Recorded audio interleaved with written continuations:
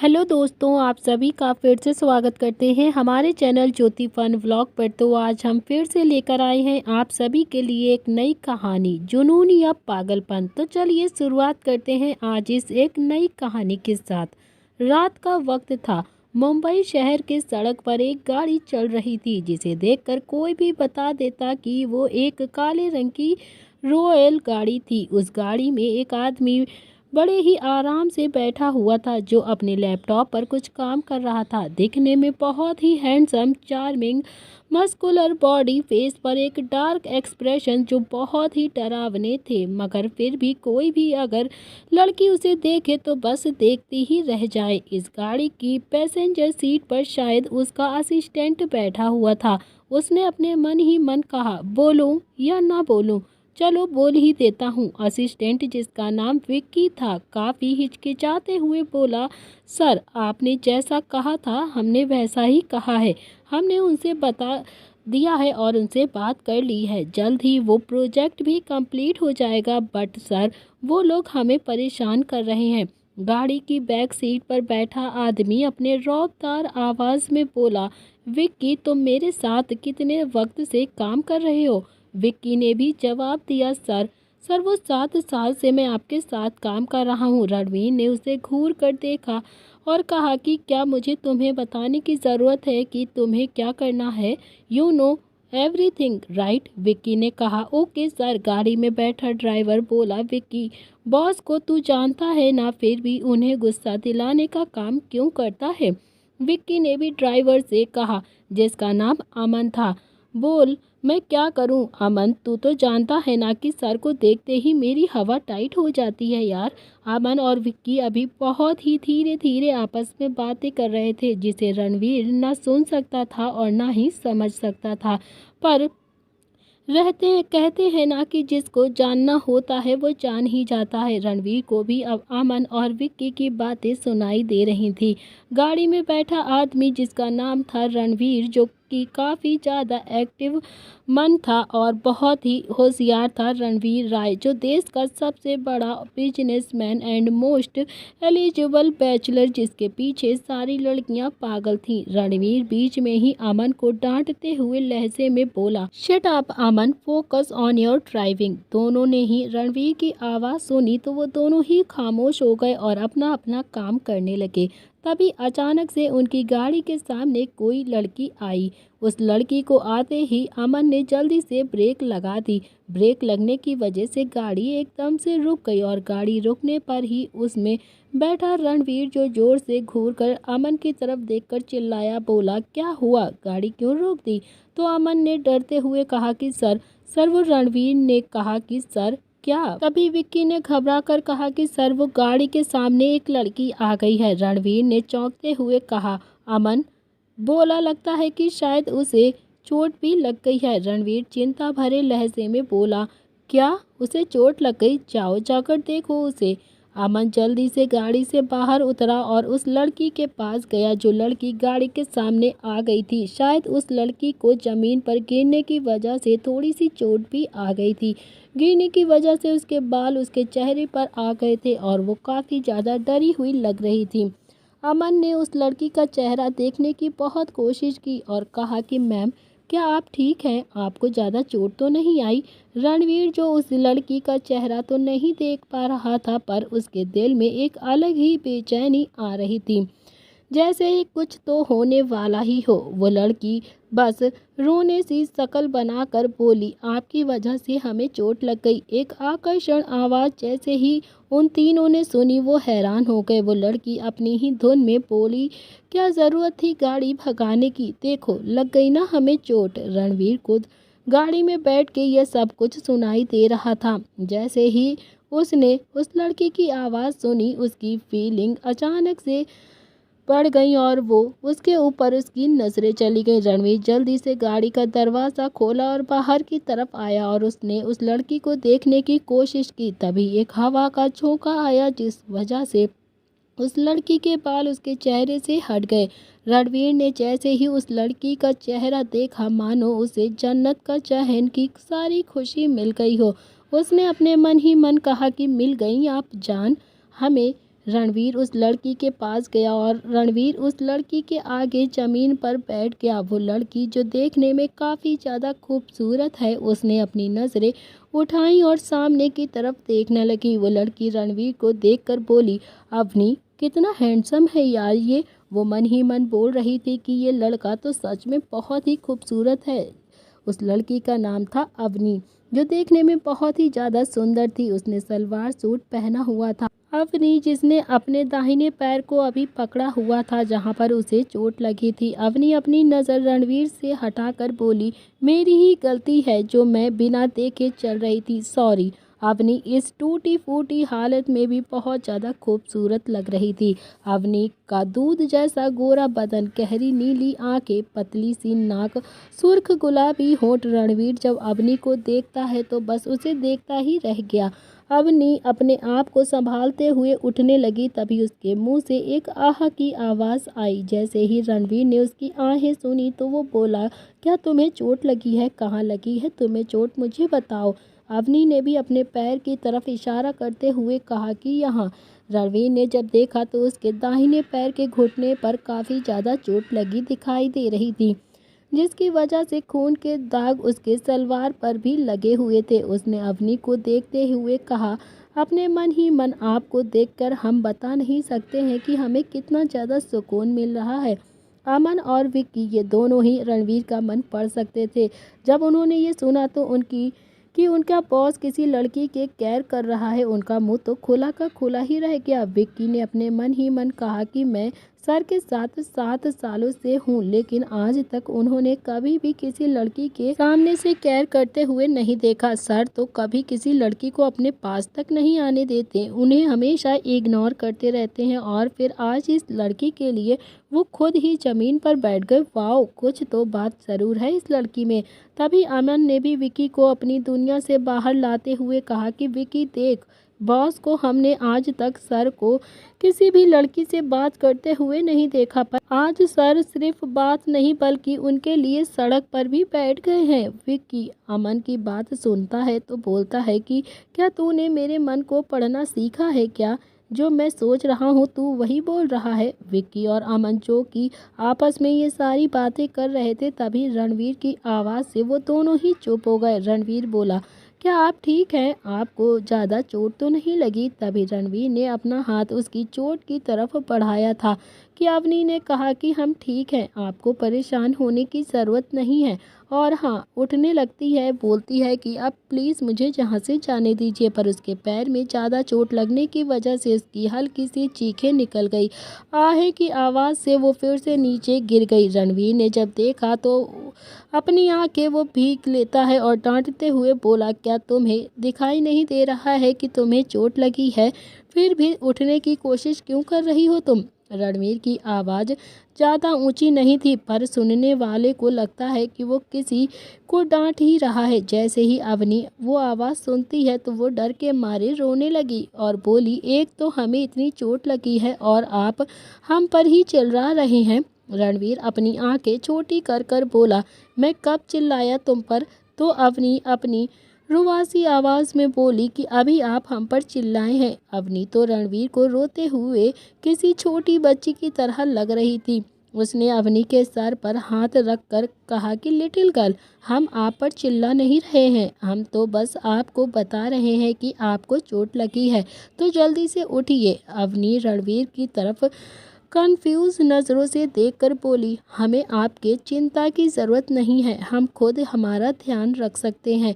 अमन और विक्की जो ये सब कुछ देखकर बहुत ही ज़्यादा हैरान हो रहे थे, तभी अमन के फ़ोन पर एक नोटिफिकेशंस आती है।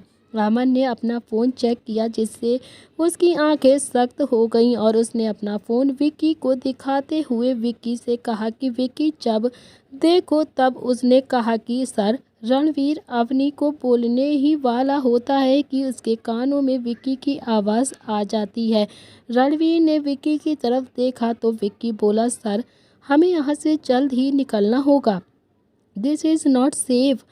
रणवीर ने विक्की की तरफ देखा और बोला, ओके, कहाँ? रणवीर अपनी जगह से उठा और अवनी को अपनी गोद में उठाने के लिए आगे बढ़ा। अवनी ने अपनी नज़र रणवीर पर डाली और बोली, ये आप क्या कर रहे हैं? हम खुद चले जाएंगे। रणवीर ने एक झटके से अवनी को उठाकर कहा। आपको गोद में उठा रहे हैं हम। तभी अवनी डरते डरते बोली, देखिए हम आपकी कोई भी कंप्लेंट नहीं करेंगे पुलिस में, हमें जाने दीजिए। और वैसे भी गलती तो हमारी ही है जो हम आपकी गाड़ी के सामने आ गए थे, तो प्लीज़ हमें छोड़िए और हम खुद ही चले जाएंगे। रणवीर की आंखें लाल हो गईं और ये सुनते ही कि अवनी उससे दूर जाना चाहती है, रणवीर ने अपने दांत पीसते हुए कहा कि तुम मुझसे दूर नहीं जाओगी, समझी? अवनी रणवीर की बातों से सहम सी गई और उसने रुबासी आवाज़ में कहा कि आप हमारे साथ ऐसे ज़बरदस्ती नहीं कर सकते, छोड़िए हमें और जाने दीजिए। अवनी रणवीर की बाहों में अपने हाथ पैर हिलाने लगी। रणवीर ने अपनी और अवनी को इस हरकत पर अपनी आंखें बंद करते हुए उसकी हालत देखते हुए कहा कि मैं तुम्हें हॉस्पिटल लेकर जा रहा हूँ। रणवीर बिना कुछ बोले सीधा अवनी को लेकर गाड़ी में बैठ गया। गाड़ी में रणवीर अवनी को अपनी गोद में ही बैठा लेता है। तभी रणवीर ने अमन को गाड़ी स्टार्ट करने के लिए कहा। गाड़ी एक बार फिर से सड़क पर चल दी। अवनी अभी तक रणवीर की बाहों में ही थी। वो थोड़ा सा अनकंफर्टेबल फील कर रही थी। अवनी ने रणवीर को घूर कर देखा और हिलने डुलने लगी। अवनी की ऐसी हरकत देखकर रणवीर ने उसे घूर कर देखने लगा और कहा कि जिससे अवनी एकदम से डर गई और उसने हिलाना डुलना भी बंद कर दिया। थोड़ी देर वो चुप रहने के बाद रणवीर ने अवनी से पूछा, तुम्हारा नाम क्या है? अवनी ने बहुत ही मासूमियत के साथ जवाब दिया, अवनी महेश शर्मा। रणवीर बोला, तुम्हें कहीं और तो चोट तो नहीं आई है ना? अवनी बोली, जी नहीं, हमें सिर्फ पैर में ही लगी है। अवनी काफ़ी देर तक बस शांति से बैठी थी, पर अब वो बोली, आप हमें जाने दीजिए, हम ये पक्का किसी को भी नहीं बताएंगे। और वैसे भी हम तो यहाँ पर किसी को नहीं जानते हैं, हम तो यहाँ पर एक पता ढूंढ रहे थे, तभी हमारा सामान एक आदमी ने चुरा लिया है। हम तो उसके पीछे ही कर रहे थे, तभी आपकी गाड़ी के सामने हम गलती से आ गए।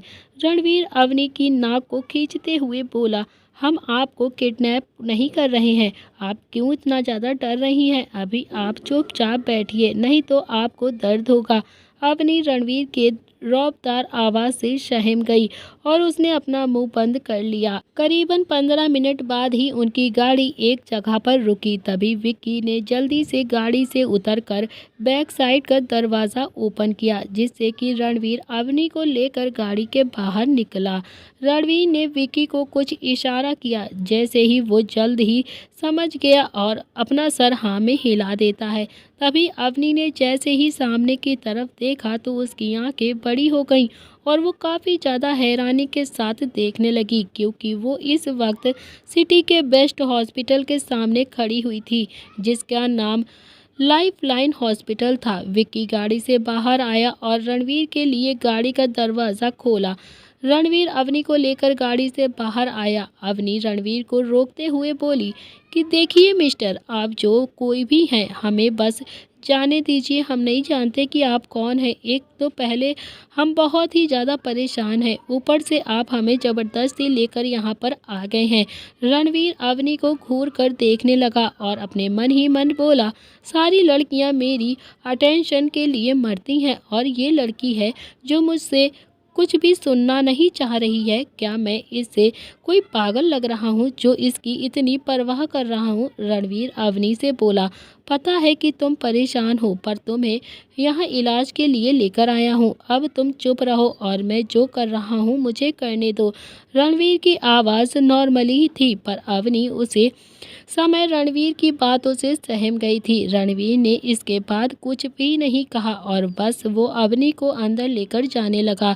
रात का वक्त होने ही वाला था, जिसकी वजह से ज़्यादा भीड़ भी नहीं थी, पर फिर भी गिने चुने लोग भी वहाँ पर रणवीर को जानते थे। रणवीर एक ऐसी हस्ती थी जो एक ना एक दिन सुर्खियों में हमेशा छाया रहता था। रणवीर को लोगों से कोई मतलब नहीं था, उसे बस इस वक्त अवनी नजर आ रही थी। सब लोगों को इग्नोर कर रणवीर अंदर जाने लगा। लोगों से बेशक रणवीर को कोई फर्क नहीं पड़ रहा था, लेकिन अवनी को पड़ रहा था। उसके लिए ये सब कुछ नया नया था, जिससे उसे बहुत ज़्यादा घबराहट हो रही थी, पर वो बोलने से भी बहुत ज़्यादा डर भी रही थी। फिर भी अवनी ने एक गहरी सांस ली और अपनी घबराहट को दूर कर कर बोली कि हम ठीक हैं, हमें इलाज की कोई भी ज़रूरत नहीं है, प्लीज़ हमें यहाँ से जाने दीजिए। वैसे भी हमारे पास इलाज के पैसे नहीं हैं, आप हमें नीचे उतारिए, हम घर चले जाएंगे। रणवीर ने जैसे ही ये सुना कि अवनी उससे दूर जाना चाहती है, फिर से उसकी आंखों में गुस्सा भर गया और वो गुस्से भरी आंखों से बोला कि तुम मुझसे दूर नहीं जाओगी, और रही बात पेमेंट की तो उसकी चिंता तुम बिल्कुल भी मत करो, अब चुपचाप बैठो यहाँ पर। अवनी रणवीर की बातों से फिर मन ही मन बोली कि ये इंसान खुद को समझता क्या है, जब से मिला है बस घूर रहा है। ओ गॉड, अब मैं क्या करूं। हॉस्पिटल के डीन को जैसे ही पता लगा कि रणवीर रॉय आया है, वो अपना सारा काम छोड़कर रणवीर के पास आ गए वेलकम करने के लिए। उनके पास कुछ डॉक्टर्स की टीम भी थी। तभी विक्की ने तो बस सारा इंतज़ाम गाड़ी में होते हुए वक्त ही पर कर दिया था, इसीलिए रणवीर को खड़ा न रखते हुए वो सीधा वीआईपी वार्ड की तरफ बढ़ गया। वहाँ के सभी लोग तो हैरान थे, पर डॉक्टर भी हैरान रह गए थे, क्योंकि आज तक कभी भी रणवीर को किसी भी लड़की के साथ नहीं देखा गया था। अवनी तो हैरानी के साथ तो बस रणवीर को ही देख रही थी, और वो मन ही मन बोली कि लगता है गलत गाड़ी के सामने आ गई है, अभी जितनी जल्दी हो सके यहाँ से निकल, नहीं तो ये आदमी सच में तुझे छोड़ेगा नहीं। मुझे लगता है कि ये आदमी सच में कोई जाना माना नाम है, अब मैं कैसे यहाँ से निकलूँ। बस वो ये सब कुछ सोच ही रही थी, तभी उसने ध्यान भी नहीं दिया कि वो रूम में पहुंच गई है। रणवीर ने बेड पर उसे आराम से ले बैठाया और फिर वहां पर लेडी डॉक्टर से बोला कि इसके घुटने पर चोट लगी है, चेक करिए। लेडी डॉक्टर आगे बढ़ी थी कि तभी अवनी बोल पड़ी, ये हमें देख लेंगी, आप पहले बाहर जाइए। तभी रणवीर अवनी की बात को सुनता है तो उसे घूर कर देखने लगता है, मगर उसको अवनी की हालत को देखकर और इसकी बात को मतलब भी समझ के वो बाहर की तरफ चला गया। रणवीर के जाने के बाद सब डॉक्टर्स ने अवनी का अच्छे से चेकअप किया। करीबन आधे घंटे तक अवनी का इलाज चला। रणवीर डोर के बाहर ही सोफे पर किसी महाराजा की तरह बैठा हुआ था। तभी डीन बस उसे ही देखकर डरे जा रहा था। तभी विक्की उनके पास आया और बोला कि सर। रणवीर विक्की की तरफ देखकर बोला कि इन्फॉर्मेशन। तभी विक्की के हाथ में जो फाइल थी वो रणवीर को पकड़ा देता है, और उस फाइल में अवनी की सारी इन्फॉर्मेशन थी जो रणवीर ने मंगाई हुई थी। रणवीर उस फाइल को पढ़ने लगा। उसमें लिखा था कि अवनी महेश शर्मा, उम्र 21 साल, बीकॉम फर्स्ट ईयर की स्टूडेंट है, जो अपनी शादी से पहले ही पढ़ाई की वजह से भागी हुई है, पर रास्ते में ही उसका सारा सामान चोरी हो गया था और उस चोर का पीछा कर रही थी कि वो अचानक से गाड़ी के सामने आ गई, जो कि रणवीर की गाड़ी थी। इस फाइल में अवनी की बेसिक इन्फॉर्मेशन लिखी हुई थी, जिसमें उसकी पसंद नापसंद, घर, फैमिली, ये सब कुछ था। रणवीर को फाइल पढ़ते हुए लगभग 1 घंटा हो गया था। तभी डॉक्टर्स बाहर आए। डॉक्टर्स रणवीर के पास आकर खड़े हो गए, और उनमें से जो हेड डॉक्टर थी वो रणवीर के पास जाकर बोली, सर अब वो बिल्कुल ठीक है, ज़्यादा चोट नहीं आई है, बस 2 दिन में भूखे होने की वजह से ही वो कमज़ोर हो गई थी, इसीलिए हमने उन्हें फोर चढ़ा दी है। अभी तो वो बेहोश है, मगर थोड़ी देर में उन्हें होश आ जाएगा। रणवीर ने डॉक्टर की बात सुनी तो वो वहां से अंदर की तरफ बढ़ गया। रणवीर के जाने के बाद डीन और डॉक्टर्स ने भी चैन की सांस ली और फिर वहां से चले गए। अंदर जाने पर रणवीर ने अवनी को देखा, जो अभी बेहोश थी, तो उसके पास जाकर बैठ गया। रणवीर तो अवनी को देखता ही रह गया, क्योंकि अवनी बेहोशी में भी बहुत ही ज़्यादा खूबसूरत नजर आ रही थी।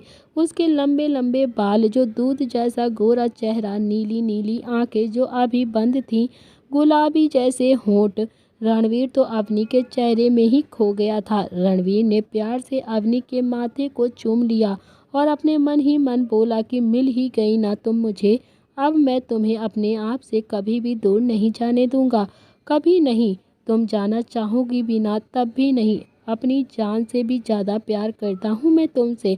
मैंने जब तुम्हें मनाली में देखा था तभी मुझे तुमसे प्यार हो गया था। तुम्हें ढूंढने की मैंने कितनी कोशिश की है, मुझे नहीं पता था कि मेरा प्यार तुम्हें खुद मेरे पास ले आएगा। जान बन गई हो तुम अब मेरी। तभी अचानक रूम का दरवाज़ा नॉक हुआ। रणवीर कम इन कहता है तभी विकी अंदर आ गया। रणवीर अपनी कोल्ड वॉइस में बोला कि बोलो विकी, व्हाट हैपेंड, क्या हुआ है तुम्हें। तभी विकी बोलता है कि सर वो आदमी कोई और नहीं बल्कि मनी है जो सारी इन्फॉर्मेशन लीक करवा रहा था। कौन है ये मनी और कौन सी बात लीक करवाई है उसने, कैसे रिएक्ट करेगी अब अवनी होश में आने के बाद, कैसी होगी रणवीर और अवनी की आगे की कहानी जानने के लिए बने रहिएगा हमारे चैनल हमारे साथ। तो दोस्तों आज की कहानी हम यहाँ पर समाप्त कर रहे हैं। तो कैसी लगी आपको रणवीर और अवनी की नई शुरुआत, तो आप सभी लोग कमेंट बॉक्स में ज़रूर बताइएगा। हालांकि इस कहानी में थोड़ी सी मिस्टेक हो गई हैं तो उसके लिए हम आपसे माफ़ी चाहते हैं दोस्तों, मगर ये कहानी बहुत ही इंटरेस्टिंग है तो प्लीज़ इस कहानी में अंत तक ज़रूर बने रहिएगा। तो आज के लिए इतना ही, मिलते हैं इस कहानी के अगले भाग में। अगर कहानी पसंद आए तो लाइक शेयर सब्सक्राइब ज़रूर करना। Thank you friends, bye bye.